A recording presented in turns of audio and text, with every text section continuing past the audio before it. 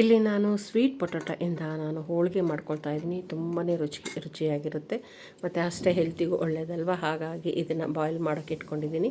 ಇಲ್ಲಿ ನಾನು ಮೈದಾ ಹಿಟ್ಟಿಗೆ ಸ್ವಲ್ಪ ಉಪ್ಪು ಮತ್ತು ಅರಿಶಿನ ಪುಡಿ ಸ್ವಲ್ಪ ಜಾಸ್ತಿ ಹಾಕಿದ್ರೆ ಕಲರ್ ತುಂಬ ಚೆನ್ನಾಗಿ ಬರುತ್ತೆ. ಇಲ್ಲಿ ಸ್ವಲ್ಪ ಅರಿಶಿನ ಪುಡಿ ಸ್ವಲ್ಪ ಜಾಸ್ತಿ ಹಾಕ್ಕೊಂಡು ನೀರಲ್ಲಿ ಚೆನ್ನಾಗಿ ಕಲಿಸ್ಕೊಳ್ತೀನಿ. ಲಾಸ್ಟಿಗೆ ಆದಮೇಲೆ ನಾನು ಕೊನೆಗೆ ಸ್ವಲ್ಪ ಎಣ್ಣೆ ಎಲ್ಲ ಚೆನ್ನಾಗಿ ಹಾಕ್ಕೊಂಡು ಮೇಲ್ಗಡೆ ಸವರ್ಕೊಂಡು ನಾನು ಇಲ್ಲಿ ಸ್ವಲ್ಪ ಹಾಗೆ ಬಿಡ್ತೀನಿ, ಸ್ವಲ್ಪ ನೆನೆಯಲಿ ಅಂತೇಳಿ. ಮೇಲ್ಗಡೆ ಎಣ್ಣೆ ಹಾಕಿಟ್ಟರೆ ಚೆನ್ನಾಗಿ ಬರುತ್ತೆ, ಸಾಫ್ಟ್ ಆಗಿಬಿಡುತ್ತೆ. ಇಲ್ಲಿ ಬಾಯ್ಲ್ ಆಗಿರೋ ಪೊಟೆಟೋನ ನಾನಿಲ್ಲಿ ಸ್ಮ್ಯಾಶ್ ಮಾಡ್ಕೊಳ್ತೀನಿ. ಇದನ್ನು ಚೆನ್ನಾಗಿ ನೈಸಾಗಿ ಸ್ಮ್ಯಾಶ್ ಮಾಡ್ಕೊಳ್ಬೇಕು. ಇದನ್ನು ಮಾಡ್ಕೊಂಡ್ಮೇಲೆ ಇದಕ್ಕೆ ಬೆಲ್ಲ ಹಾಕ್ಕೊಂಡು ಸ್ವಲ್ಪ ಗ್ಯಾಸ್ ಮೇಲೆ ಇಟ್ಟರೆ ಬೆಲ್ಲ ಕರ್ಕೊಂಡು ಅದು ಎಲ್ಲ ಚೆನ್ನಾಗಿ ಗಟ್ಟಿಯಾಗುತ್ತೆ. ಇದಕ್ಕೊಂಚೂರು ಕೊಬ್ಬರಿ ಹಾಕ್ಕೊಳ್ತಾ ಇದ್ದೀನಿ. ಒಂದು ಅರ್ಧ ಹೋಳಷ್ಟು ಕೊಬ್ಬರಿನ ತುರಿದು ಮಿಕ್ಸಿಗೆ ಹಾಕ್ಕೊಂಡು ಇಲ್ಲಿ ನಾನು ಹಾಕ್ಕೊಳ್ತಾ ಇದ್ದೀನಿ. ಇಲ್ಲಿ ಸ್ವಲ್ಪ ಬೆಲ್ಲ ಎಲ್ಲ ಕರಗಿದ್ಮೇಲೆ ಚೆನ್ನಾಗಿ ಹದದಲ್ಲಿ ಬರುತ್ತೆ, ಚೆನ್ನಾಗಿ ಬರುತ್ತೆ, ಗಟ್ಟಿಯಾಗಿಬಿಡುತ್ತೆ. ಇಲ್ಲಿ ಈ ರೀತಿ ಗಟ್ಟಿಯಾಗಿರಬೇಕು ಹೋಳಿಗೆಗೆ. ನಾವು ಹೇಳ್ದಂಗೆ ಇದು ತಟ್ಬೋದು, ಅಷ್ಟು ಚೆನ್ನಾಗಿರುತ್ತೆ. ಇಲ್ಲಿ ತಟ್ಟಕ್ಕೆ ಮಾತ್ರ ಗಟ್ಟಿನೂ ಆಗುತ್ತೆ, ಚೆನ್ನಾಗಾಗುತ್ತೆ. ಇಲ್ಲಿ ನೋಡಿ ನಾನು ಉಂಡೆ ಸ್ವಲ್ಪ ದಪ್ಪನೆ ಮಾಡ್ಕೊಂಡಿದ್ದೀನಿ.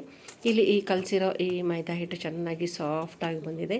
ಇದು ಇನ್ನೂ ಸ್ವಲ್ಪ ಎಣ್ಣೆ ಹಾಕ್ಕೊಂಡು ನಾನಿಲ್ಲಿ ಬಾಲ್ಗಳ ಥರ ಮಾಡಿಟ್ಕೊಂಡು ಫಸ್ಟೇ ಇದನ್ನೆಲ್ಲ ಮಾಡಿಕೊಂಡ್ರೆ ಬೇಗ ಆಗುತ್ತೆ ಅಂತ ಇಲ್ಲಿ ನೋಡಿ ನಾನು ಒಂದು ಪ್ಲಾಸ್ಟಿಕ್ ಮೇಲೆ ತಟ್ತಾ ಇದ್ದೀನಿ. ಬೇರೆ ಯಾವುದೂ ಯೂಸ್ ಮಾಡ್ತಾಯಿಲ್ಲ. ಇಲ್ಲಿ ನೋಡಿ ಹೂರಣ ಅದರೊಳಗಡೆ ಇಟ್ಕೊಂಡು ಚೆನ್ನಾಗಿ ಸ್ವಲ್ಪ ಎಣ್ಣೆ ಹಾಕ್ಕೊಂಡು ತಟ್ಕೊಳ್ತೀನಿ.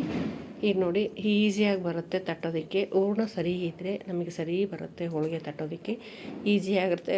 ಲಟ್ಟಣಿಕೆಯಲ್ಲೂ ಲಟ್ಟಿಸ್ಕೋಬೋದು, ಕೈಯಲ್ಲೇ ತುಂಬ ಚೆನ್ನಾಗಿ ಬಂದುಬಿಡುತ್ತೆ. ಇಲ್ಲಿ ನೋಡಿ ಎಷ್ಟು ಸಾಫ್ಟಾಗಿ, ಎಷ್ಟು ನಾವು ಅಗಲ ಮಾಡಿದ್ರೂ ದೊಡ್ಡದಾಗಿ ಮಾಡಿದ್ರೂ ಅಷ್ಟೇ ಚೆನ್ನಾಗಿ ಬರುತ್ತೆ.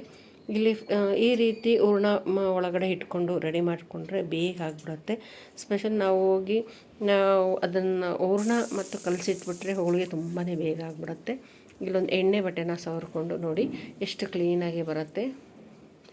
ಸೆಕೆಂಡ್ ಹಾಕ್ಕೊಳ್ತಾ ಇದ್ದೀನಿ. ಇಲ್ಲಿ ಸ್ವಲ್ಪ ಎಣ್ಣೆ ಜಾಸ್ತಿ ಹಾಕ್ಕೊಳ್ಬೇಕು ತಟ್ಟಬೇಕಾದ್ರೆ. ಹೂರಣ ಸರಿ ಇರೋದ್ರಿಂದ ತಟ್ಟಕ್ಕೂ ನೀಟಾಗಿ ಬರುತ್ತೆ ನೋಡಿ. ನಾವಿಲ್ಲಿ ಬಾಯ್ಲ್ ಮಾಡ್ಬೇಕಾದ್ರೆ ನಾವು ಬೇಗ ಸ್ವಲ್ಪ ಲೋ ಫ್ಲೇಮಲ್ಲಿ ಇಟ್ಕೊಂಡು ತಿರುಗಿಸ್ತಾ ಇರಬೇಕು, ಇಲ್ಲ ಅಂದರೆ ಸೀದ ಹೋಗ್ಬಿಡತ್ತೆ. ಇಲ್ಲಿ ಬೇಗ ಆಗಿಬಿಡತ್ತೆ ಈ ರೀತಿ ಮಾಡಿದ್ರೆ.